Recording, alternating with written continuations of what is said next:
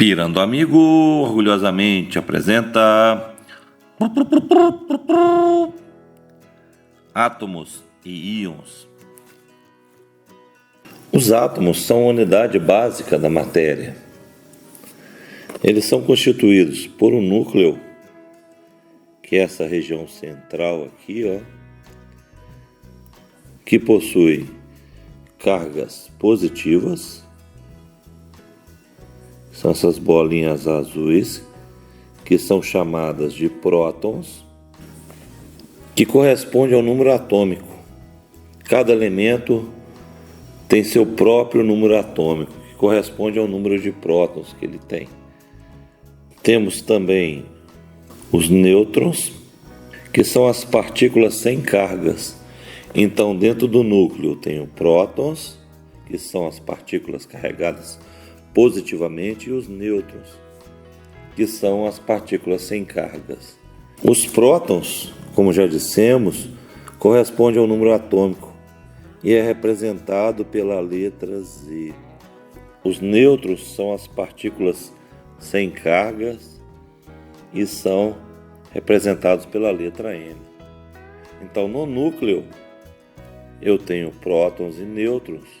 A soma dos prótons, que é representado pelo número atômico, mais os nêutrons, que são as partículas sem cargas, vai ser igual ao número de massa do elemento.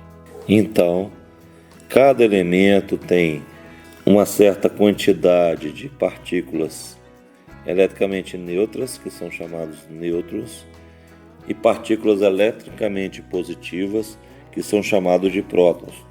No núcleo, a soma dessas partículas vai ser o número de massa. Por exemplo, o elemento ferro, o número atômico dele é 26.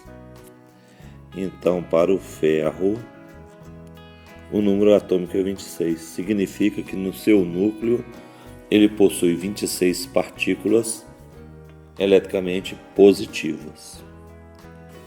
O número de massa do ferro é 55,845. O número de massa é representado pela letra A. E se nós formos arredondar, nós teremos 56. O que vai acontecer? Quer dizer que o número de prótons mais o número de nêutrons no núcleo do ferro tem que ser 56. Então, o número de massa é 56, porque foi arredondado. O número que eu cortei aqui, o primeiro número à direita da vírgula, é maior que 5, então aumenta, não é? E o número de prótons é 26 mais N. Então, o elemento ferro possui 56 menos 26. O elemento ferro possui 30 nêutrons. Então, no núcleo do ferro, nós teremos 26 partículas eletricamente positivas, 30 partículas eletricamente neutras, totalizando 56 partículas, finalizando e acrescentando uma informação. Primeiro, carbono. Número atômico do carbono, 6. Então, o carbono possui 6 cargas positivas em seu núcleo e o número de massa do carbono é 12, que eu vou cortar o primeiro dígito ali ao 0, permanece 12. Então, o número de massa é igual ao número de prótons mais o número de nêutrons. 12 é igual a 6 mais N. Então, no núcleo do carbono, eu possuo 6 prótons e 6 nêutrons. Ok. No átomo, além do núcleo, eu tenho os elétrons, que são as partículas negativas que ficam em órbita ao redor do núcleo. Toda vez que eu estiver trabalhando um átomo neutro, significa dizer que o número de prótons vai ser igual ao número de elétrons. O carbono, nós sabemos que o carbono tem 6 prótons. Então aqui no núcleo eu tenho 6 prótons. Eu também tenho 6 nêutrons no núcleo desse carbono. Mas, como eu disse que o átomo do carbono no momento é um átomo neutro, o número de prótons tem que ser o mesmo número de elétrons. Os elétrons ficam em órbitas. Depois a gente vai ver mais tarde que a primeira órbita é 2, a segunda até 8 e assim sucessivamente. Então a gente pode contar. Nós já sabemos que o carbono possui 6 prótons. Se ele estiver equilibrado, se ele for um átomo neutro, ele possui também 6 elétrons. 1, 2, 3, 4, 5, 6. Agora, nem sempre o átomo vai estar equilibrado. Se o átomo não estiver equilibrado, ele vai chamar íon. Se ele for um íon, significa dizer que ele vai ter ou mais cargas positivas ou mais cargas negativas. Se ele for um íon eletricamente positivo, quer dizer que eu tenho mais cargas positivas que negativas, ele vai chamar cátion.